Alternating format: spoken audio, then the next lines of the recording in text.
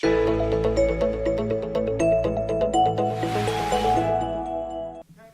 it's amazing, one story in the Tanakh that everybody in this room heard 8 days ago. We didn't really think about, it went in one ear and out the other. And now we realize there's two totally different ways to look at that story. Is there holiness in all of these cities in northern Israel?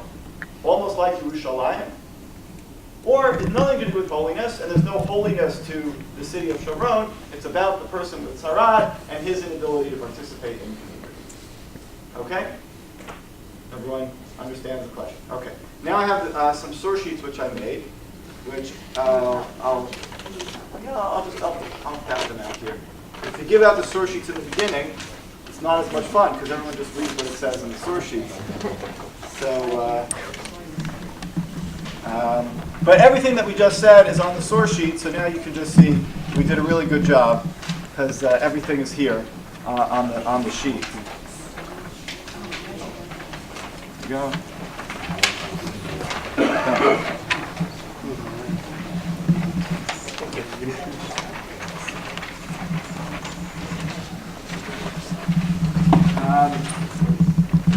This particular question that we've been talking about whether the cities in northern Jerusalem are mini Yerushalayim, we're on this side of the sheet, the side with this side, okay? This question that we just spoke about over the last few minutes, whether the cities in northern Yerushalayim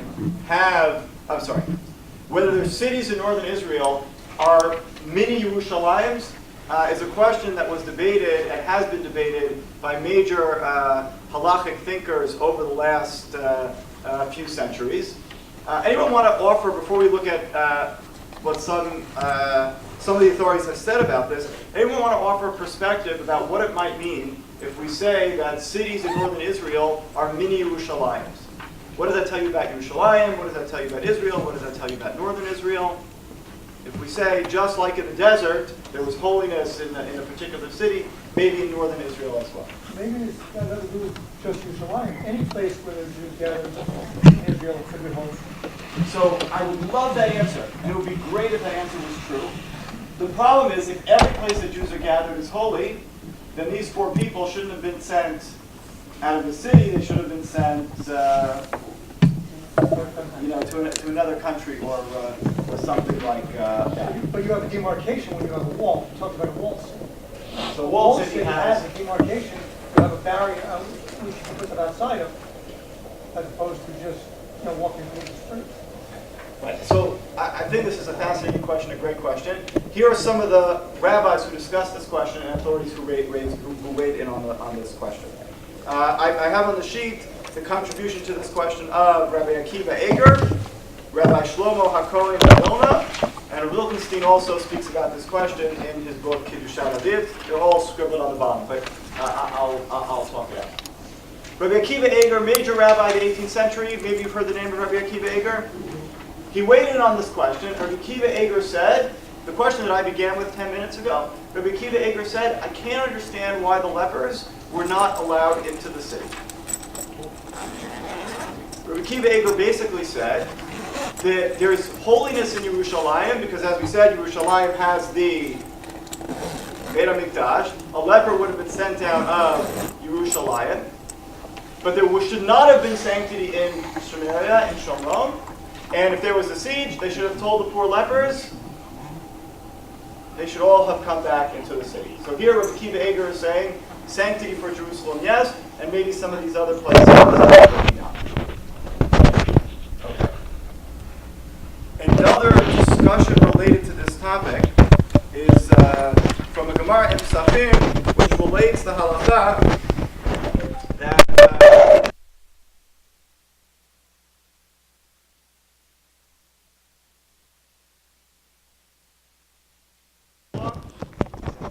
when the korban takes it, so okay, close your eyes around the Seder recently, right?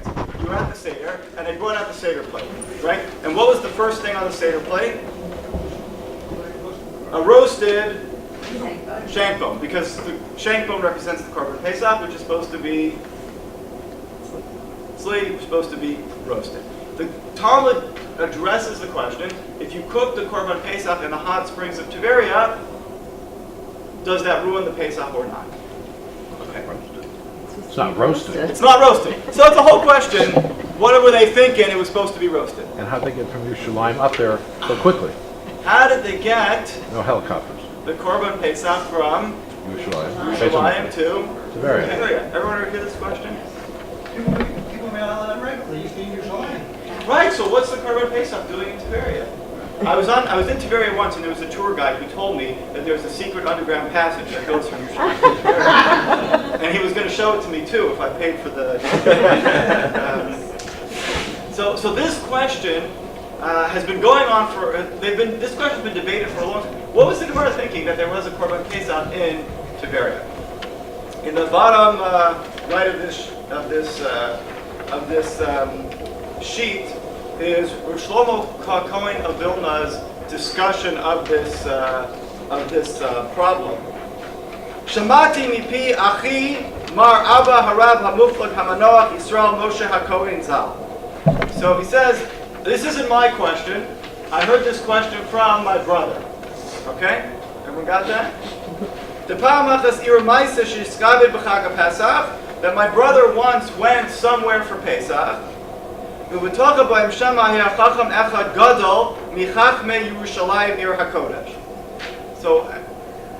imagine, right, he goes, his brother went somewhere for Pesach, and wherever his brother was for Pesach, there was somebody from Yerushalayim also there that Pesach. And this Chacham asked a major question. What is the Pesach doing in Tiberia? The Korban Pesach has to be eaten in Yerushalayim. Okay. But what do you maybe see from the Gemara? If the Gemara is going to entertain that the Korban Pesach could be eaten in Tiberia, what does that show you? Kedushah Yerushalayim might also extend to Tiberia. Whether that's because wherever Jews are develops a certain amount of Kedushah, whether that's because Tiberia has a wall, but maybe some of the Kedushah of Yerushalayim extends to Tiberia. Rav Wilkenstein, in his book Kedushah David, discusses exactly this question. He doesn't quote this Gemara in Psachim, but he does entertain the question. The holy things that we normally think had to have been eaten in Yerushalayim, could it have been eaten in a place like Tiberia? And Rav Wilkenstein writes, perhaps yes. Which is just such a fascinating idea, and gets you thinking about what is Yerushalayim? How do you relate between Israel, the land of the Jewish people, and Yerushalayim, the city of the temple? What's their relationship? And this very suggestive Gemara in Psachim, the interesting story about the lepers, and then Wilkenstein's framing. Do we know for sure that you couldn't eat holy things in these other cities in Israel? Are we still assuming the animal was shechted in Yerushalayim and magically they had a super fast racehorse? They got it up to Tiberia the same evening? Are we assuming that? And then it finished by midnight. Yeah, so... I mean, there were some time constraints. Yeah, so I don't have a solution to solve that particular we're not problem. assuming that they're shechting it or roasting it up in Tiberia. No, you couldn't, because the temple, everyone agrees the temple, the Mikdash, is in Jerusalem, and there is no temple in Tiberia. There never was a temple in Tiberia. So we're saying that the Kedushah only applied to the location of eating. Yeah, so okay, so now you can turn to the back, and you see how we have this little bullseye here on the back? Okay, so to imagine, we have in the center the temple, right? And then we have the Temple Mount, and then the outside we have Jerusalem. So the suggestion and the question that I'm raising for us to think about is, this outer circle of Jerusalem, is that just limited to Yerushalayim, because the temple, the Beit HaMikdash, is inside of it? Or does it extend to other walled cities in northern Israel as well? I think it's a great question. I don't have an answer, as much as I think it's something suggestive to think about. And again, it's an idea that Rabbi Akiva Eger, Rabbi Shlomo HaKohen of Vilna, and also Rav Wilkenstein addressed, thought about, and something for all of you to think about also, either later today or the next time you visit Tiberia and some tour guide wants to take you into the secret path. Okay? Any question about, so what we'll call part one, this question about the sanctity of Yerushalayim and whether it can extend to other places as well. Did we answer the question? The best question is the question that we don't even answer. And it gives us an opportunity to think about. And over the course of Jewish history, there have been those who have said, you know what, this is limited to Yerushalayim, and the lepers, they should have been in the city, like Rabbi Akiva Eiger, and the Tiberia Gemara, we don't know what that's talking about, and don't make these crazy, wild ideas. And there have been others who have said maybe we should consider this Kedushah applying to that. So, forgive me, but what about the four holy cities? Do they just holy Tiberia and Scott, etc., just holy because the Rabbi were there, or for something else? So, you mentioned Tiberia, you mentioned Tzfat, and Tiberia and Tzfat their holiness might be very different from each other. Tiberia is one of the cities that goes back to the time of Yehoshua. And so if Tiberia is holy, maybe that Yehoshua imbued Tiberia with some kind of sanctity. Tzfat is a much more recent development, and therefore, if we're focusing from a halachic perspective, I don't know whether we would be as eager to extend holiness to Tzfat as we would to Tiberia. Expanding out Rabbi Akiva Eiger. What's his side? Rabbi Akiva Eiger basically, his question in the bottom right of the sheet basically says the Haftorah got it wrong. I mean, not in those words, but he basically says there's no reason why the Mitzoraim, the lepers, should not have been allowed in Shomron. Now, again, Jay would say, of course they can't be because they said Lashon Hara, they can't be in the community, they have to leave. But Rabbi Akiva Eiger says, why? There's no sanctity in Shomron more than any other city in Israel. If you're not going to tell the lepers that they have to leave the entire country, then why can't they be in the city Shomron? So he obviously wants to limit the Kedushah specifically to Yerushalayim and not to all these other places. I don't think they're in his level, but clearly the story says they were outside the city at that time. There must have been a reason they were outside the city at that time. To come along much later and say, well, they were wrong to do so. Right, well, no, he's forced to suggest that the city was, when you read the Tanakh seems to imply that the city Shomron was built about 50 years before the story. In order to solve the problem, he has to suggest that the city was ancient, it was built 500 years before it was actually built. And was Buka? But I have a time limit, so we'll talk about Shomron more afterwards as well. Okay. I want to turn now and talk a little bit about the Temple Mount, which, in terms of the back of your sheet, is an interesting story about the Kedushah, the holiness of the Temple Mount. As I said when we started discussing the Kedushah of Yerushalayim, we started with the pasuk in Tanakh, because if the Tanakh talks about it, we should start with the Tanakh. We're going to start here with the Tanakh, a story that takes place at almost the exact same time as the story of the four lepers. Okay, so this is Psukim from Divrei Hayamim. Vahi acharei kei, and it was after the previous story in the life of King Yehoshaphat. Va'o b'nei Moab, b'nei Ammon, v'imahem me'amunim al Yehoshaphat l'melchama. There was a big war against Yehuda in the south. V'yagidu Yehoshaphat le'mor, va'alecha hamon rab me'ever la'yam. There's this nation that's coming. Hinam b'chatzitzon tamar hi ein gedi. Who has been to Ein Gedi? Ein Gedi? Been to Ein Gedi? Yes. So it's very nice, right? It's a nature, So there was one time in Jewish history that Ein Gedi was actually a staging ground for a war. And because if you imagine, if you're coming from Jordan into Israel, one of the first places you might hit is Ein Gedi.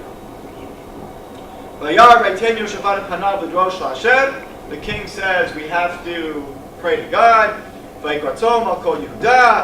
they fasted, and they prayed to God. And wherever they go, they also would pray out to God. And they all stood in the temple before God, lifnei, before hechatzer hachadasha. Anyone want to translate those words? Hachatzer hachadasha.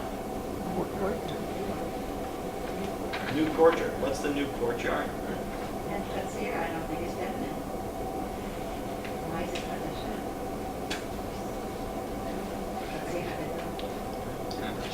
I don't even think about that. That's it. But so, what is this referring to? Achatzer hachadasha. What is he talking about? What is he? So let's take a step back. Let's think about this for a second, and let's think about circles of holiness, and let's talk about holiness of place. Today we talked about the Beit HaMikdash. Everyone knows what the Beit HaMikdash is, right? And there's holiness to the Beit HaMikdash, right?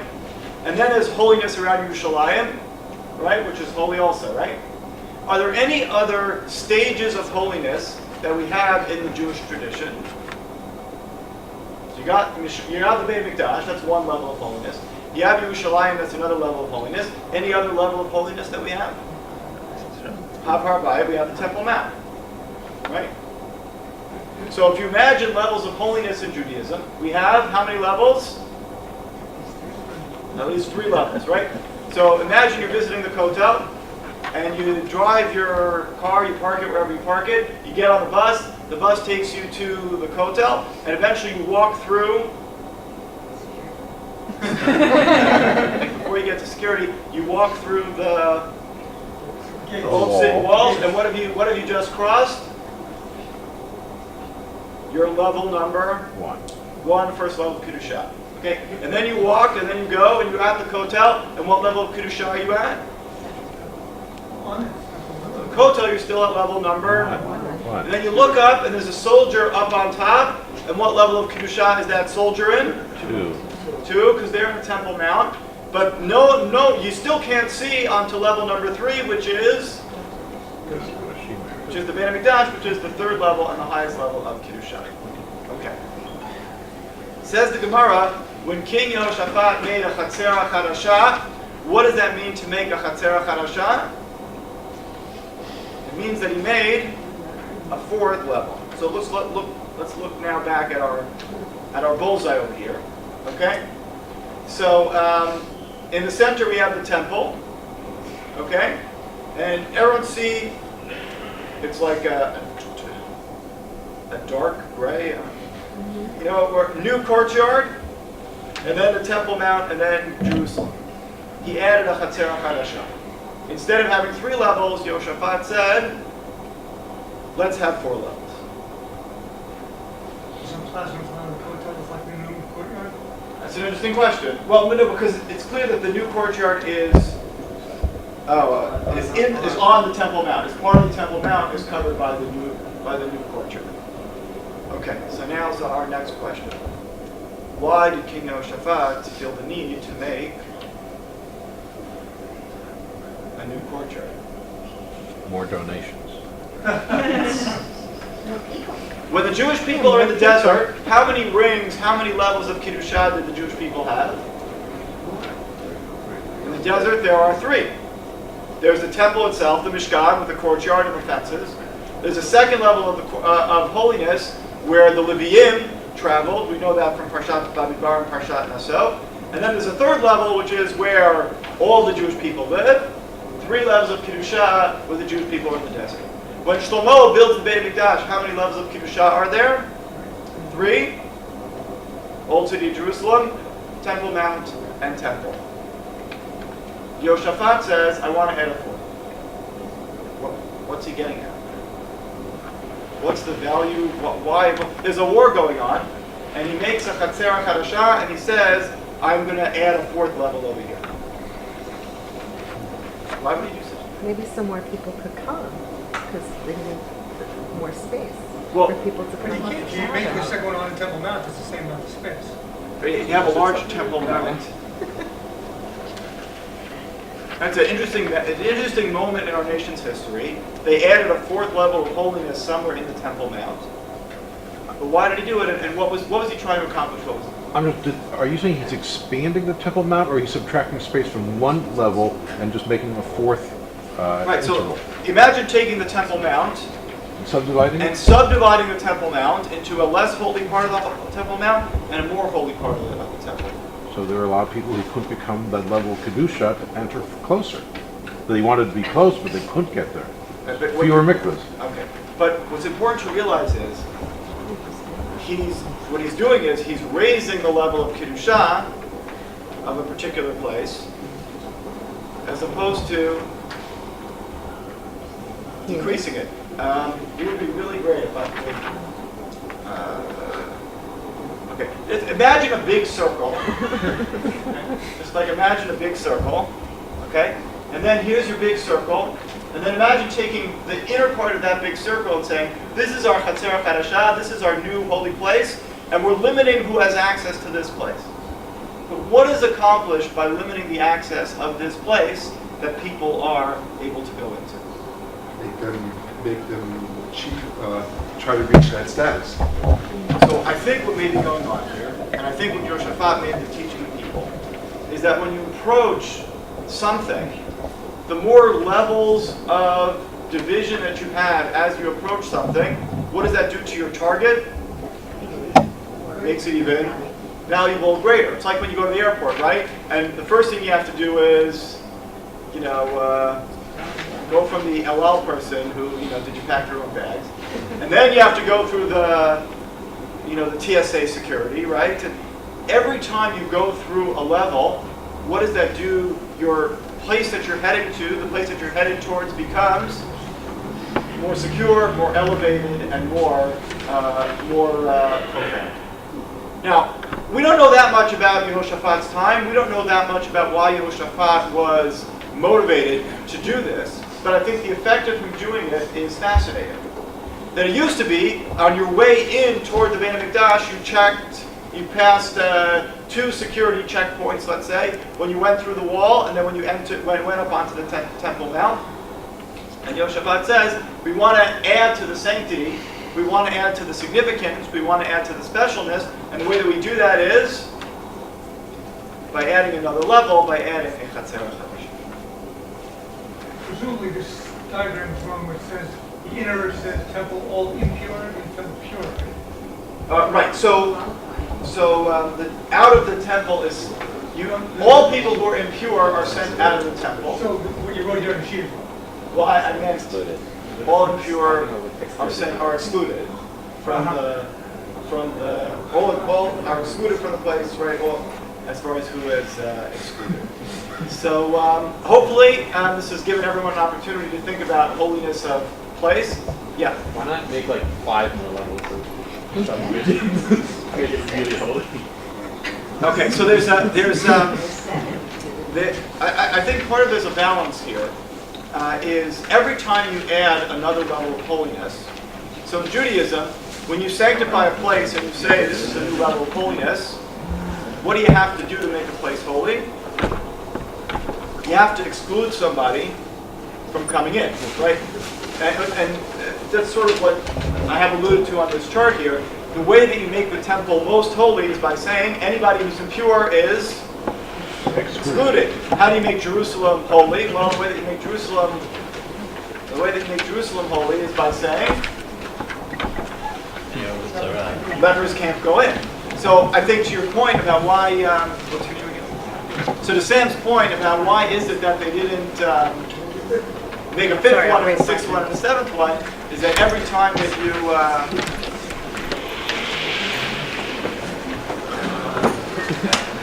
the reason why they didn't make a 6th one, and a 7th one, and an 8th one, every time you add the level of holiness, that forces an exclusion, and there's a need to kind of strike a balance. The only way to have holiness is with exclusion, but we don't want to have a lot of exclusion because then people can't participate. And it's striking that balance that is constantly being addressed in all these sources. Yeah. Is it possible that the Jewish body is now during time of war because that would be excluded?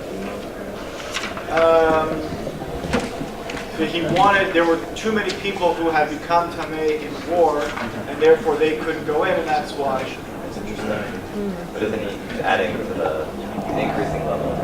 But he's But he's making a holdings area on the Temple Mount that maybe would have been a place that could have been surrounded by walls and would have been a place people could gather, specifically for those people who were tamei for war. I mean, I don't think they've actually taken their swords up yet. You have to check back with your 9th grade Navi teacher to make sure about that. But I don't think they've actually gone to war yet at the time of the story, but maybe that's one. Yeah. Also, maybe we couldn't have added the more levels of construction, because there are so many ways you can go from some sort of tumor to some sort of poverty. Lepers have to go all the way outside. People could be in the Temple Mount if they have certain kinds of tumor, but not other kinds of tumor. And then for the new level you put in, you have to go to the mikveh that day. It could actually go further if you had to. At some point it could become hard. So, I mean, there's no way to get it done unless it's some kind of a big, something you had to really get in. So at least that explains why there's only one extra level. I think they may have added a second layer though, but it's one of those also. But okay, so thank you everyone. Again, hopefully we thought some interesting questions about holiness comes from the temple, holiness comes from where Jewish people happen to be. Kedushah radiates outwards, levels of Kedushah, the balance of the punishment of place versus exclusion, something about a weird Korban Pesach in Tiberia. And I encourage everyone to go from here to our panel discussion, which is back in the shul, to hear further discussion of Kedushah in our Muslim lives.